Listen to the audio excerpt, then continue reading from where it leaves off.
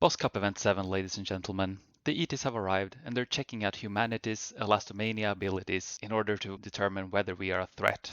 And they do so in this short level, also known as a Hoila or Hola. Hola. By zero, the level is named Mirror Mania, and I think you can tell why we have this perfectly mirrored level. Now again, seeing as this is Hola. we're not going to be looking at tons of different styles before we jump into the replays. But what we can say is that if we zoom in a little bit, we have the start and the flower to the left, we have the apple to the right, perfectly mirrored. And we have this kind of semi-loop in the middle or gap to clear. And since this is a very short level, we're gonna see very detailed replays. It's gonna come down to pixel perfect execution. Will we see some FPS changing? We know that in shorter levels, it's more common to play on low FPS to maybe use some wheel pops that are difficult to use in a big level, but could come into place now. I guess we're gonna see. But basically, starting down here, somehow clearing, do you jump high? Do you kind of push from this thing up over? Taking this apple, in theory, you could maybe, if you have enough speed, you could go up here, take a lot of speed back, and maybe possibly not clear the gap, but maybe you can come in and do some kind of loop-de-loop here. But it is a pretty long jump. Or you can just go up, somehow take this apple and come back. Now, how you turn here, changing your momentum from right to left is always difficult, and there's tons of ways to do it. And then when you're coming back, will you do it the same way as you did going here? Maybe pushing here, maybe jumping somehow, maybe some brutal. And then just as taking the apple is hard, this flower is kind of low. So if you have too much speed here, you're just going to overshoot. So how do you brake? How do you slow down enough to actually hit the flower? I guess we're going to find out. So let's jump into the replays. Now, in fourth and fifth place, we have Blastic and Ramon. We're going to look at their replays first. We're going to guess who had the best time. And from those replays, we'll try to figure out how the top three would look. So we'll start with Blastic's replay.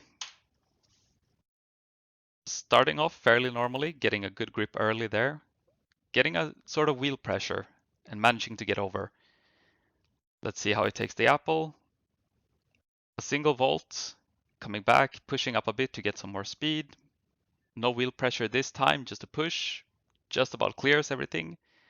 Brakes a little bit and flower. Very well done, very clean wreck. The time was 23:68 by Blastic. And now let's see Ramon, who we also know is in the fourth or fifth place. Starting, getting that early push as well to get some more speed. He goes for a wheel pressure as well. A little bit kind of different vaulting. And then goes for 2 backflips there and going straight down into the drop. But a different jump here and maybe loses a little bit speed in the end, hard to tell, but then flower. So those were the fourth and fifth places. Fairly different replays for being such a short level, but let's put them head to head and see who got out on top. And we'll put Ramon in front. Now, same start, pushing up there to get a little bit more speed, both going for the wheel pressure, a little bit kind of different vaulting here. Actually, Blastic is pulling out ahead. We can see him here in the background. Ramon going for his double flip and actually getting out ahead after that. Now, the end, they do a little bit different here. Ramon does a simple jump. Blastic is actually pulling ahead with his vault, and it's Blastic. Blastic catches up, and Blastic wins, despite being... Actually, he's ahead here in the beginning, but then he comes a little bit behind, because he just does a single vault, as you can see here, while Ramon in the front does the double vault. But then, with the end, Blastic manages to pull out ahead again. So doing a different style in 3 places, in the start, at the apple, and in the end. But it lets Blastic take the win over Ramon. Blastic takes 4th and Ramon takes 5th. But based on this, if we jump back, we can see that there is a potential way to save a lot of time here actually. Blastic was leading about a wheel's length before the apple, but then he just did a single vault, while Ramon did some kind of double flip to get more of a pushback. Remember, if you vault more, you can use that momentum in order to swing yourself back, like we saw Ramon do. So even if he's behind going up, with the double vault, he comes out ahead going down. Then we saw Ramon was ahead here, but Blastic was already caught up and passing Ramon here somewhere. So going back, Ramon did just a normal jump, while Blastic did kind of, push with the front wheel to get some kind of rotation. But combining the faster start volts by Blastic, the faster apple by Ramon, and the faster end style as well by Blastic, we should be able to cut probably some tenths of a second. And we can assume that players did find that combination of styles because from the 4th place, there was a 0.3 gap to the top 3. And our 3rd place taker was JT. Now, same kind of start here, pushing up as well to get some more speed, good grip, gets the wheel pressure, doesn't push from that first sky polygon, and then brakes early here, gets the double volt before the apple, uses that momentum to get straight down into the hill, and then pushes here from the polygon, gets a clean end, brakes here at the bottom of the hill, and straight to the flower. Now, it won't come as a surprise to you that another person in the top 3 is Miels. We've seen it before, almost every event. JT and Miels are on the same team, so they usually have the same styles and get fairly equal times as well. But the last player in the top 3 is someone who basically just joined the cup out of nowhere and who is actually an ex-Team SPEF member, but without JT and Miels' knowledge, he played this event and he manages to get into the top 3. And that player is TM. Now you may know TM as an old school player, has had a lot of internal world records, actually has the latest updated world record at the moment with Spiral, and is known for being very good in these kind of Hole levels. But a very surprising and exciting entry into the cup. But so we'll take a look at TM's rec, and then we'll take a look at Miels' rec, and compare the two, and see if we can figure out who won. So we'll look at TM's rec first. Pushing up from the start here as well, we've seen everybody doing that. Gets the wheel pressure, pushes from the first sky polygon there as well. We didn't see JT do that. Slowing down a bit, getting the 2 volt apple, that seems to be the fastest style. Gets a very early grip on the way down, can gas the whole slope down. The ending, pretty similar, and takes the flower. So very clean rec. We saw a few different moves from JT's rec, but let's check out Miels' rec, see how they compare, and then we'll put them head to head. Now Miels, pushing up as well to get more speed down, goes for the wheel pressure as well, does not push from the first sky polygon, brakes a little bit, goes for the 2 volt back apple as well. Let's see his grip here, also very early grip on the way down. Pushes here as well, goes around, brakes very early in the slope, and gets a very clean finish. But who won? Well, the only thing we can do is to put them head to head. We'll put TM in front as he is the new entry into the cup, and we'll keep Miels in the background. Now, both starting with the push, going for the lot of speed to get the wheel pressure here. TM gets the push on the sky polygon, Miels does not. Pretty much equal here. It's hard to say who's out on top. Very equal, very similar. Both getting the early grip, but Miels actually pulling out a little bit ahead. Let's see now, Miels is still a little bit ahead here in the background. TM is catching up, but let's see that again in a little bit slower pace. We have TM in front here again, both going for the same kind of wheel pressure style. Notice here that Miels has pushed earlier. He doesn't touch the sky polygon, where TM here uses the sky polygon a little bit to be able to clear the gap a little bit better, so he can keep a little bit more height. You can tell here that Miels' head is a little bit lower because he didn't push from the sky polygon in the beginning, but he finds the vault to still clear it. And here they are pretty much neck and neck. I mean, it's impossible to say who's in the lead. And then going for the vaults, again, look how similar they are. They both found the very best moves for this level. And both braking here, using the momentum to get back into the slope here. And notice who gets the grip first, because getting the back wheel to touch the corner here first was very important. And both of them seem to get pretty early, but Miels is still a little bit ahead here. We can see him start pulling ahead. But so far it's still too close to call it. And then both using the polygon on this way to go back, because notice that nobody went for the wheel pressure in the way back. So both pushing, both vaulting, and then Miels braking earlier, which might make you think that he's supposed to lose more speed. We don't really see TM braking. He's just kind of letting go of gas. So, but Miels is still ahead a little bit. TM is catching up here because it didn't brake as much as Miels. But TM also has a bit more speed upwards while Miels is going lower because of his brake. And we can see Miels is getting closer to the flower, but TM still has to rotate back to get to the flower. Here comes the rotation. And Miels is first. Mielz beats TM by 900ths of a second. Mielz's final time is 23:20. TM ends at 23:29.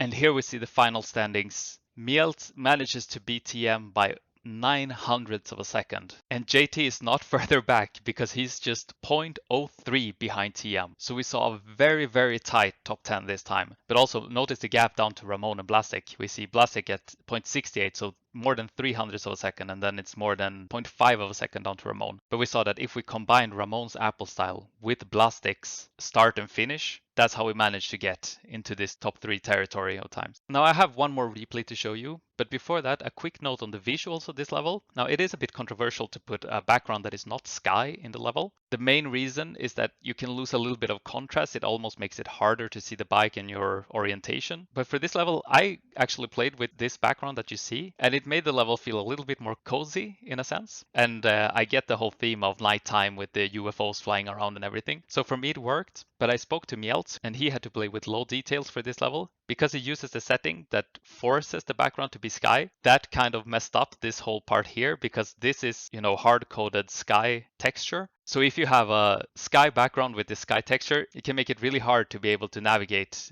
these corners here. They're not as covered in grass as it looks here. So that can be a small note if you're making levels. Remember that some people do use default sky background, and that is fine. But just remember that then they will most likely have to turn all the visuals off. Or go into the settings and disable default background. But, we all know how annoying it is to change settings.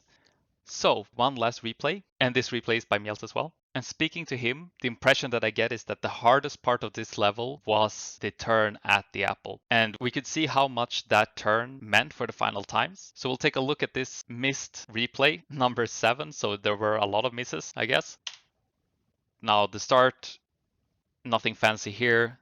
The wheel pressure turned out to be a little bit easier than maybe thought at the beginning. But then going for this double volt here and just barely missing the apple. We'll see. It is basically 1 pixel away from grabbing this apple. Even more if you look here. It's basically inside it. But again, remember, the apples are actually just complete circles. So these parts that stick out a little bit at the top here might not represent the whole apple. So just barely missing the apple here, but still getting this very, very early grip here. Look, starting to gas straight on the very corner. And this tiny brake here just to keep the front wheel down, that you can see the front wheel's going up a little bit. Braking a tiny bit here just to get the front wheel down to not over rotate back. Getting the push back, we'll add a timer back here. And then we'll see what could have been. Remember his time was 23:20, and here we are touching the flower at, sorry, I went too far actually. Touching the flower at about 23:06, 23:07, something like that. But so you can tell there was still a lot of time to be saved in this level, but it required so much precision in so many moves. The wheel pressure here actually does a little bit different jump here. Here gets a little bit of push from this polygon, unlike in his winning replay. But then getting this double volt here and just barely missing the apple, but getting the very early gas here on the corner, keeping all that momentum down. And then the end I found to be very hard as well, getting a clean end here. And yeah, 23 low something, possibly 22 is possible in this level. If it were an internal, probably 21 with some wheel pops. And before you guys ask, it actually wasn't TM's first time in the cup. TM didn't play any events except for Boss Cup 05, where he got a 26th place, which was probably just a first finish playing for fun, because remember, this cup ended at 30 something in time. So I don't really count this as entering the cup. This was just trying out a level, and also no time in Boss Cup 6, but then Boss Cup 7, he comes in and gets the second place. And of course, the obvious question, where is Zero? Well, this was Zero's event, and you don't actually have to skip your own events. But I guess if you're gonna skip one, you might as well skip your own. It it might look a little bit bad if you win your own level. I mean, if you're any other level maker, you're probably fine playing your own event to the best of your abilities because you're not gonna win. But if you're Zero, maybe just skip this event, let some other people win this one. You have 2 skips in this cup, so you're still fine if you're not gonna play another event further on. But speaking of that, now we're almost halfway through the cup, 7 out of 15 events. So let's take a look at the overall standings. Now, after this event, because Zero didn't play, we see JT in the top. But one important thing to notice is that both Mielz and Zero have 1 skip each, 1 level where they didn't play at all. JT has played every event so far. And how it works is that you have 2 skips, and that means basically that your 2 worst times won't count. So the cup consists of 15 events, and only 13 of your times will count, and those are the 13 best placements. So you can take that as either skipping 2 levels completely and playing your best in the rest, or you can play all 15 events, but still only your 13 best times will count. So with that in mind, Zero and Mielz have skipped 1 event each completely. So if we add that logic of your worst times, their worst times are basically a non-placement in 2 levels. Now JT has played every event, but his worst event was actually early on in event number 2, where JT got the 5th place. And for that 5th place, JT got 65 points. Now, if we take that back, we know that JT and Mielz have their worst placements at 0 points. So that is already kind of calculated into here. Mielz's worst placement is 65 points. So we can kind of deduct 65 points from here. And then we see that Zero is actually in the lead with 550. Mielz second at 525. And JT is third at exactly 500 points because his worst placement so far gave him 65 points. So what does that mean? That means the top 3 is extremely tight. It's just 50 points separating the first place from the third place. And remember, a first place gives you 100 points, second place 85, third place 75. So just in 2 events where Zero gets third place and JT gets first place, that would give you the 50-point difference to put JT and Zero in a combined lead. And Mielz is somewhere there in between. He just needs 1 win where Zero gets 25 less to put him in the combined lead. So it's an extremely tight top 3 we're having. And also, it might be hard to get into the top 3, but the battle for 4th and 5th place, and actually the whole top 10, is still very much not decided. Anything can still happen here. We see TM here jumping into 32nd place. Imagine him getting another very high finish. He would jump up to close to 200 points, maybe top 20, and then getting 100 points more. Well, then he's battling for top 10. So in just a few events, a lot of things can change. So it's going to be exciting to follow. I will try to keep you more updated on the overall standings of the cup as well, not just per event, but the whole cup. But for now, great event by Zero, beautiful level, beautiful replays. I'll see you again in the next one.